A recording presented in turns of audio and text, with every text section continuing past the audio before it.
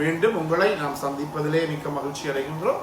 நான் இலங்கையில இருந்து பதுளை போதனா வைத்தியசாலையில இருந்து வைத்தியர் கிருஷான் வேதநாயகம்.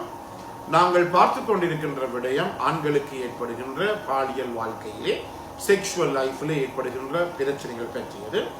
என்னுடன் தொடர்பு கொள்ள விரும்பினால் வெளியூர் என்பர்கள் வாட்ஸ்அப் ஊடாக 007477356245 மூலம் தொடர்பு கொள்ள முடியும். உள்ளூர் என்பர்கள் 0777356245 மூலமாக தொடர்பு கொள்ள முடியும். எனவே உங்களுக்கு தெரியும், இந்த மீண்டும் நான் இங்கு விரும்புகிறேன், அழுத்தம் திருத்தமாக செல்ல விரும்புகிறேன். ஒரு நோயாளி எங்களிடம் வருகின்ற போது நாங்கள் 3 விடயங்களை பற்றி பார்க்கிறோம். அது உண்மையாக நான் ஒரு பயிற்சி வைத்தியராக நான் கொழும்பு தேசிய வைத்தியசாலையில், இலங்கையில் இருக்கின்ற கொழும்பு தேசிய வைத்தியசாலையில் நான் பயிலுகின்ற போது என்னுடைய மேலதிகாரி பேராசிரியர் எனக்கு சொன்ன விடயம், எந்த நோயாளி வந்தாலும் அவரிடம் 3 விடயங்களை பற்றி மறக்காமல் கேட்க மறக்காதீர்கள் என்று சொன்னார். முதலாவதாக சாப்பாடு ஃபுட், இரண்டாவதாக நித்திரை ஸ்லீப், மூன்றாவதாக செக்ஸ். அதாவது அந்த நோயாளிக்கு 3 தடவை நல்லாக வயிறு முட்டை சாப்பிடுகிறார், அவருக்கு 195% ஒரு வருத்தம் இல்லை. இரண்டாவதாக நல்லாக இரவு அவருக்கு 6 to 8 மணித்தியால நல்லாக நித்திரை வருகிறது, தூக்கம் வருகிறது.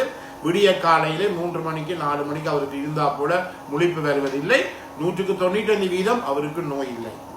மூன்றாவதாக அவருக்கு நல்லாக தன்னுடைய மனைவியுடனோ அல்லது பெண் துணையுடனோ அவர் பாலியல் செக்ஸ் லைஃபை வைத்துக் கொள்ளுகிறார் என்று சொன்னால் அவருக்கு 195% வருத்தம் இல்லை. எனவே இந்த உணவு, நித்திரை, பாலியல் நடவடிக்கை, sex, food, sleep and sex 3 நல்லா இருந்தால் 195%-இருந்து 99% மட்டும் அவருக்கு எதுவிதமான நோய்களும் இல்லை. நேற்று கூட ஒரு வயது போன தம்பதியினர் என்னுடன் தொடர்பு கொண்டார்கள். மிகுந்த சந்தோஷமாக இருந்தது. அவருடைய வயது உண்மையாக தொடர்பு கொண்ட போது முதலிலே அந்த அம்மா தான் என்னுடன் கதைத்தார். வயது போனவருடைய குரலாகத்தான் அது இருந்தது.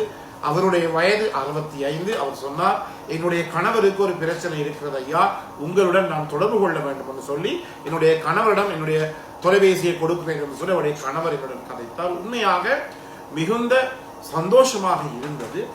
இன்று நான் சொல்ல போகிற விடயம் என்னென்றால், இந்த பாலியல் வாழ்க்கை என்பது மிக மிக முக்கியம். உங்களுக்கு தெரியும், நாங்கள் வைத்தியசாலையிலே பாலியல் நோய், பாலியல் ஹெல்த், செக்ஷுவல் ஹெல்த் சம்பந்தப்பட்ட வார்டுகளிலும் சிகிச்சை நிலையங்களும் வேலை செய்து கொண்டிருக்கின்ற போது இந்த பாலியல் பிரச்சனைகளினாலே வருகின்ற எத்தனையோ ஆயிரக்கணக்கான நோயாளிகளை நாங்கள் கண்டிருக்கின்றோம்.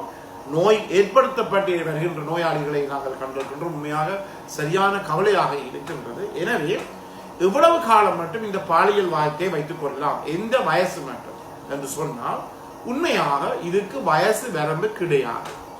ஒவ்வொரு ஆட்கள் ஒவ்வொரு கதைப்பாங்க. சில பேர் ஒரு பெண்ணினுடைய வயது 65 வயசு மட்டும், ஆணினுடைய வயது பெண்ணிலிருந்து 5 வயது கூட 70 வயசு மட்டும் இந்த பாலியல் வாழ்க்கையை, செக்ஷுவல் லைஃபை வைத்துக் கொள்ளலாம் என்று சொல்லுவார்கள். ஆனால் என்னிடம் கேட்டால் பாலியல் வாழ்க்கைக்கு ஒரு வரையறைக்கப்பட்ட ஒரு வயசு எல்லை கிடையாது. இன்று ஒருவர் பகல் இறக்கிறார் என்றால் அவர் 11 மணி 12 மணி மட்டும் தன்னுடைய மனைவியுடனோ பெண் துணையுடனோ இருக்க முடியும். சில பேருக்கு ஒரு பிரச்சனை, நாங்கள் தமிழ் பேசுகின்றோம், எனவே ஏன் நான் இந்த மனைவியை விட்டு போட்டு பெண் துணை என்று சொல்லுகிறேன் என்று சொல்லி இந்த நிகழ்ச்சி பல ஆயிரக்கணக்கான வெளிநாட்டு நேயர்கள் பார்த்து கொண்டிருக்கிறார்கள். எனவே வெளிநாடுகளில் இருப்பவர்களுக்கு அல்லது வெளிநாட்டில் இருப்பவர்களுக்கு நான் மனைவி என்று மட்டும் சொன்னால் அவருக்கு சில நேரத்திலே நகைப்புக்கிடமாக இருக்கும். என்றபடியானதான் நான் மனைவியுடன் பெண் துணையுடன் என்று சேர்த்து சொல்லக்கூடிய ஒரு முக்கிய காரணமாக இருக்கிறது. எனவே இந்த நிகழ்ச்சியை கேலி பண்ணினவர்கள் கூட, சில பெண்கள், என்னுடைய மிக நெருங்கிய உறவினர்கள் கேலி பண்ணி இருக்கிறார்கள். அந்த பெண்ணை பார்க்கின்ற போது அந்த பெண் இலங்கையை விட்டு தன்னுடைய கணவர் வேலை செய்கிற மத்திய கிழக்கு நாட்டுக்கு தன் 2 பிள்ளைகளை கொண்டு போயிருக்கிறார். அப்போது அவர் என்னுடன் பேசுகின்ற போது நான் கேட்டேன், இந்த நிகழ்ச்சி நான் நடத்துகின்ற போது நீ என்னுடன் பகுடி விடுவேன், இப்போது அந்த பகுதி என்ன, நீரே மத்திய கிழக்கு நாடுக்கு சென்றீர் என்று சொன்னால் அவருடைய மறுமொழி அமைதியாகத்தான் இருந்தது. எனவே இந்த பாலியல் வாழ்க்கை என்பது மிக முக்கியம். வயசு எல்லையை பொறுத்த மட்டும், என்னை பொறுத்த மட்டும் 65-70 அல்ல, இறக்கு மட்டும் நீங்கள் செக்ஸ் லைஃபை வைத்துக் கொள்ளும்.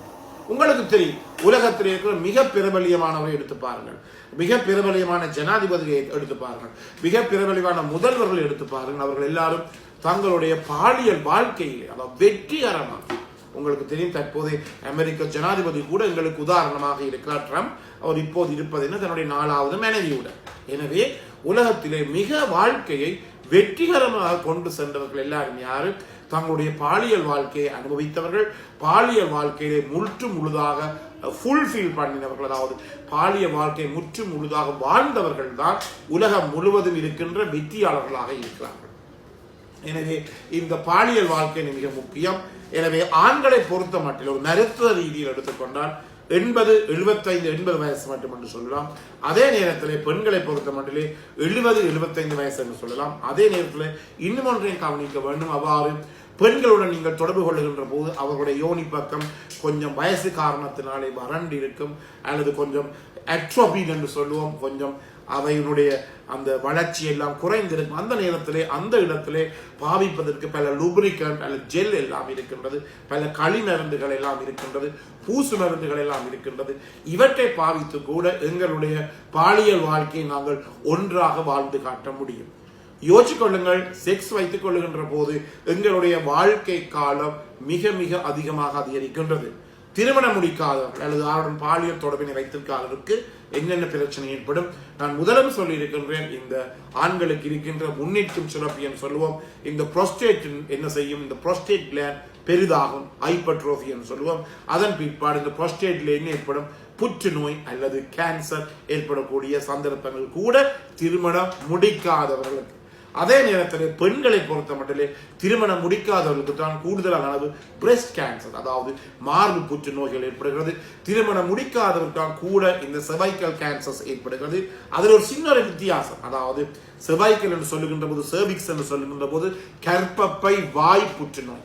ஆனால் கர்ப்பப்பை வாய் புற்றுநோயானது 18 வயசுக்கு உட்பட்ட சிறு வயதிலே திருமணம் முடிக்க பெண்களுக்கு கூடுதலாக இருந்தாலும் பிற்காலத்திலே பார்க்கின்ற போது திருமணம் ஆகாதவர்களுக்கு கூடுதல் அளவு வரக்கூடிய சந்தர்ப்பங்கள் இருக்கிறது. எனவே இதில் இருந்து எங்களுக்கு தெரியும், திருமணம் என்பது அது பாலியல் செக்ஷுவல் லைஃப் என்பது ஒருவருடைய வாழ்க்கை காலத்தை கூட்டுதலே மிக முக்கியமான ஒரு பங்கு வகிக்கிறது. எனவே இதை தயவு செய்து நீங்கள் தட்டி கழிப்பது என்பது உங்களுடைய வாழ்க்கையை நீங்கள் வீணாக்குவதற்கு சமனாக. எனவே இது மிக முக்கியம். அடுத்ததாக இன்னும் ஒன்றை நாம் சொல்ல வேண்டும். இந்த பெண்கள் கர்ப்பம் தரித்திருக்கின்ற காலம், இந்த நான் பண்றிருக்கின்ற எத்தனையோ ஆண்களை கண்டிருக்கின்றேன். அவருடைய மனைவி 3வது 4வது பிள்ளை பெறுவதற்காக அவருடைய தாய் வீட்டுக்கு சென்றிருப்பார். 2-3 மாதங்களாக தாய் வீட்டில் இருப்பார். இவர் என்ன செய்வார் என்றால், அங்கு இருக்கின்ற வேற இந்த கேஷுவல் செக்ஸ் ஒர்க்கர்ஸ் சொல்லப்படுகிற பாலியல் தொழிலாளர்கள் சென்று இந்த பாலியல் நோய்களை அவர் தனக்கு பரப்பிக் கொண்டுவார். எனவே இந்த பிரெக்னன்ட் காலத்திலும் கூட, கர்ப்பம் தரித்திருக்க காலத்திலும் கூட, கடைசி காலம் மட்டும் நீங்கள் ஒழுங்கான பாலியல் செக்ஷுவல் லைஃபை வைத்துக் கொள்வீர்களாக இருந்தால் உங்களுக்கு சுகப்பிரசவமாகும். மிக முக்கியமாக கவனித்துக் கொள்ளுங்கள் பெண்கள், சுகப்பிரசவமாகும். அதே நேரத்தில் பிரசவத்துக்கு பின் உங்களுக்கு ஏற்படுகிற பலதரப்பட்ட காம்ப்ளிகேஷன்கள், பக்க விளைவுகள் எல்லாம் குறைவாக இருக்கும். அதே நேரத்தில் நீங்கள் வீடுகளுக்கு வந்து சேர, பிள்ளை பெற்று வைத்தியசாலைக்கு சென்று வீடுகளுக்கு இலவாக வரக்கூடியதாக இருக்கும். எனவே கர்ப்ப காலத்திலும் கூட நாங்கள் இந்த பாலியல் நடவடிக்கைகளை தொடர்ந்து மேற்கொள்ள வேண்டும். எனவே இந்த நிகழ்ச்சி முடித்திருந்தால் பார்க்காத அறிமுகப்படுத்துங்கள். இதை யூடியூப்ல பார்ப்பவர்கள் மறக்காமல் லைக் பண்ணுங்கள், ஷேர் பண்ணுங்கள், மணி சின்னத்தை பெல் சைன் அழுத்தி சப்ஸ்கிரைப் பண்ணுங்கள், டிக்டாக்லே மறக்காமல் ஃபாலோ அப் பண்ணுங்கள். மீண்டும் உங்களை சந்திக்கும் வரை நன்றி, வணக்கம்.